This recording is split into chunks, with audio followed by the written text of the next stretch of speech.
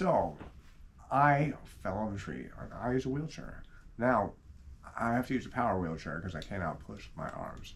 Now, if you're using a power wheelchair like myself, you probably have some sort of buttons or switches or something like that to be able to control the various different things in the chair. So now myself, I had some buttons to be able to control the screen here, and they were right back here on my head. You can come over that one. All right, and Robert, you can point. There was one that I used to have right up here next to my head, but I found that one was not really just doing it for me. It was too far away. I couldn't really get to it, especially when I was leaning back, tilting back all the way. I wouldn't be able to get it. And I would get stuck in a weird position because I couldn't get back to the menu screen by hitting that thing to tilt because I was in such a weird position.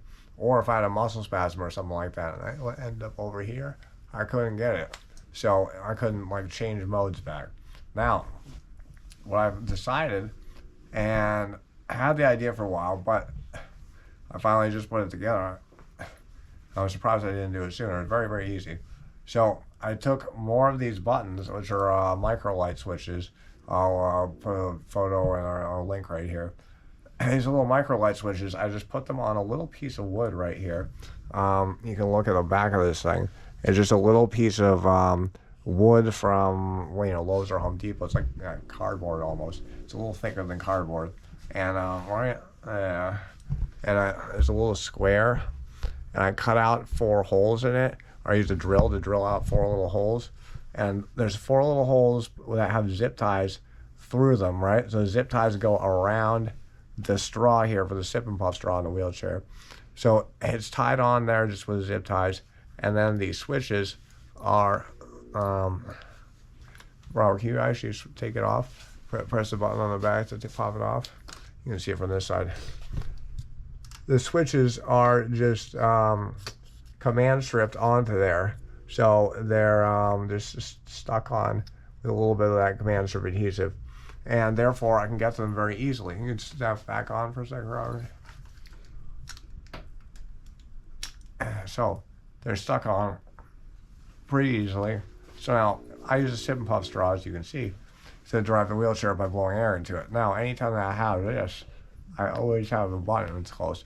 I always have the buttons closed no matter where I'm going. So even if I have a muscle spasm, come over here, then they're still going to be with me, despite how far away I am from this. It doesn't matter if I'm really far away. I'll still have these buttons close enough to me, as close as I need. And this is a great development for me to do with a wheelchair, and I had it for a long while now.